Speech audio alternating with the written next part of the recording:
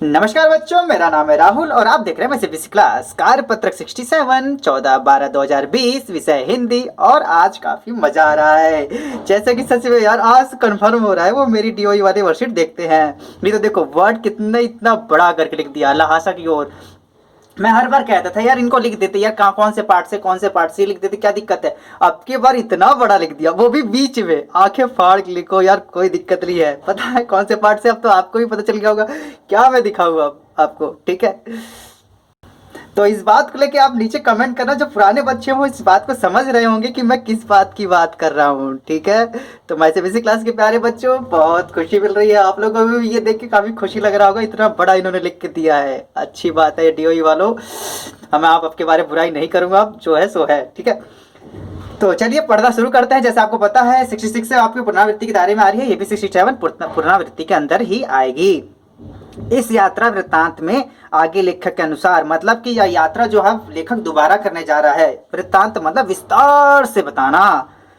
प्रयुक्त चीनी किले में से जब वे आगे बढ़े तो एक आदमी राहदारी राहदारी रंगदारी, सुने जैसे रंगदारी वैसे राहदारी, आने जाने का किराया, अरे इस रास्ते जा रहे हो तो हमको पैसा दे भैया, इससे भाई आगे जाने नहीं देंगे। राहदारी मांगने उद्देश्य से आया। लेखक ने दोनों चीटे उसे दे दिए। तत्पश्चात वे थदला से पहले की अंतिम गांव में पहुंच गए। मतलब थदला के पहले जो एक गांव था वहां पे वो पहुंच जाते हैं। उस गांव में सुमित, जो लेखक का दोस्त था, के परिचित लोग रहते थे, जिस वजह से उन्हें ठहरने को अच्छी जगह मिल गई थी। ठीक है, जहाँ पे दोस्ती यारी होता है, भाई का दोस्त है यार, तो जगह मिल गई उनको अच्छे से, बहुत अच्छी बात है।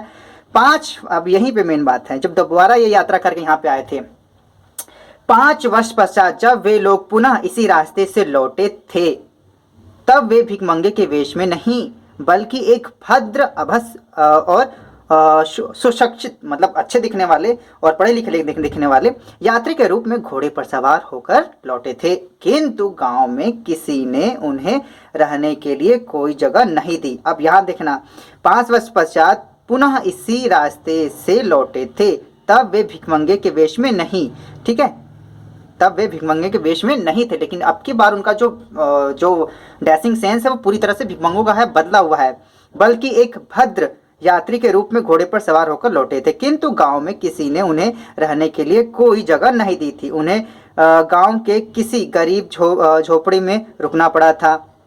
दूसरे दिन लेखक और उसके दोस्त सुमित को टांडा ठोडला पार करना था, लेकिन लेखक के अनुसार तिब्बत के डांडे खतरनाक जगहें होती हैं। 16-17 हजार फीट की ऊंचाई होने के कारण दोनों तरफ गांवों का अस्तित्व मतलब होता होना, अस्तित्व मतलब वहां पे कोई भी अस्तित्व नहीं था, ही नहीं दिखाई देता। यह डाकुओं के लिए छिपने का सबसे अच्छा स्थान है। वहां डाकुओं को कोई पकड़ नहीं पाता।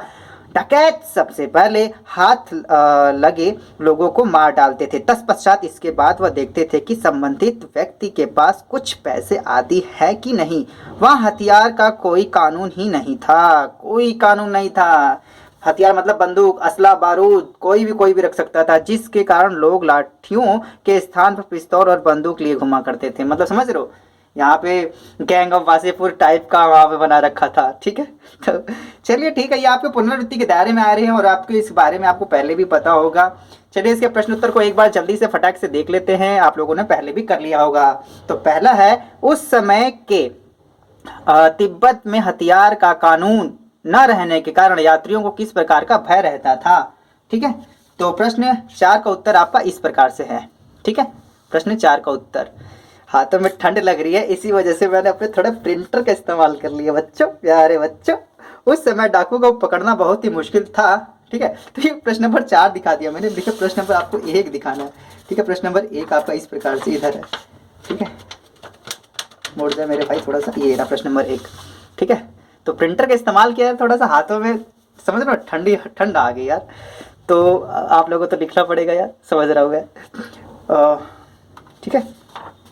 उस समय देखा इसमें लिखा क्या था और हो क्या गया, उस समय हो, उन दिनों होना चाहिए था, उन दिनों, फोन दिनों लिख लिया इसमें, यहाँ पे काट के आप उन लिख लेना, उन, ठीक है, या उस दिनों, उन दिनों तिब्बत में हथियार रखने का कोई कानून ना था। लोग वहां पिस्तौलें, बंदूक, लाठी की तरह लिया फिरता थे। ठीक है, जो पिस्तौल बंदूक जैसे हम डंडा लेके घूम रहे हैं वैसे उस तरह से गैंग वासीपुर बना रखा था उसे।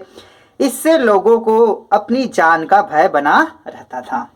ठीक, प्रश्न नंबर 1 हो गया। प्रश्न नंबर 2, लेखक के लिए सुमित के परिचित लोग लगभग हर गांव में मिले। इस आधार पर आप सुमित के व्यक्तित्व की किन विशेषताओं का चित्रण कर सकते हैं? सुमित बहुत ही घुमक्कड़ है, इधर उधर घूमता रहता है। अरे अच्छी बात है, उसे सब व्यक्ति जानते हैं। इस प्रकार से जिस मार्ग से लेखक तिब्बत की यात्रा कर रहा था उस मार्ग के लगभग हर गांव में सुमित की यजमान मिले, सब उसे जानने वाले मिले, उसे आदर सत्कार करने वाले मिले। इससे सुमित के व्यक्तित्व के बारे में पता चलता है कि वह उन लोगों के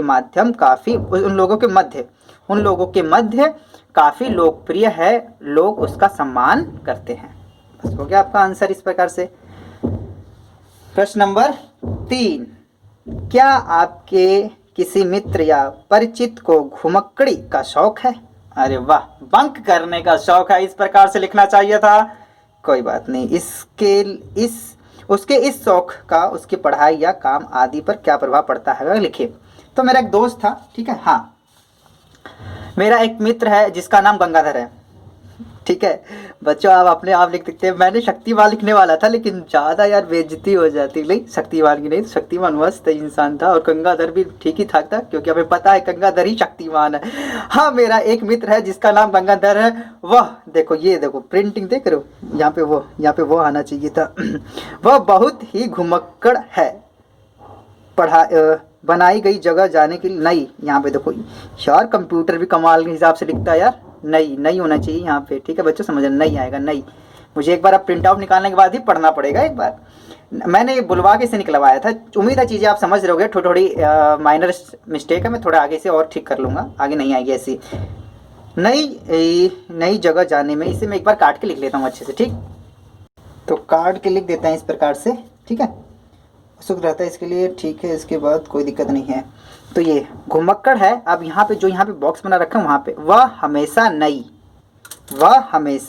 नई जगह जाने के लिए हमेशा उत्सुक रहता है, लेकिन वह पढ़ाई में भी बहुत अच्छा है। इससे उसके पढ़ाई पर काफ़ी बुरा प्रभाव पड़ता है क्योंकि वह कक्षा में हमेशा बाहर वाली बातों के बारे में बात करता रहता है। ठीक है, तो आप इस प्रकार से आपका अपना भी आंसर हो सकता है, आप या इस प्रकार के आंसर को भी लिख सकते हैं। आगे बढ़ते हैं। क्वेश्चन नंबर 4, उस समय तिब्बत में डाकुओं को कोई पकड़ नहीं पाता था, ऐसा क्यों होता था? तो इसका आंसर लिखेंगे। प्रश्न नंबर 4 का उत्तर ये रहा। उस समय डाकू को पकड़ना बहुत ही मुश्किल था क्योंकि उनके पास बहुत ही खतरनाक हथियार हुआ करते थे और उन्हें उस इलाके की पूरी जानकारी होती थी जहां वे छुपते थे। इसी वजह से उनके पकड़ना काफ़ी मुश्किल था। प्रश्न नंबर 5 वर्ष पहले की यात्रा और इस यात्रा में लेखक को क्या परिवर्तन नजर आया? तो ये पढ़ेंगे। प्रश्न नंबर 5 वर्ष जब वे पुनः इसी रास्ते लौटे तब वे भीख मंगे के वेश में नहीं बल्कि एक भद्र यात्री के रूप में घोड़े पर सवार होकर लौटे और इसलिए गांव में किसी ने उन्हें रहने के लिए कोई जगह नहीं दी। ठीक, इस प्रकार से ये आपका माई सीबीएसई क्लास में जो वीडियो है समाप्त हो जाती है। वर्कशीट 67 यहाँ पे समाप्त होती है। माई सीबीएसई क्लास की इस वर्कशीट को देखने के लिए धन्यवाद। जय हिंद, जय भारत।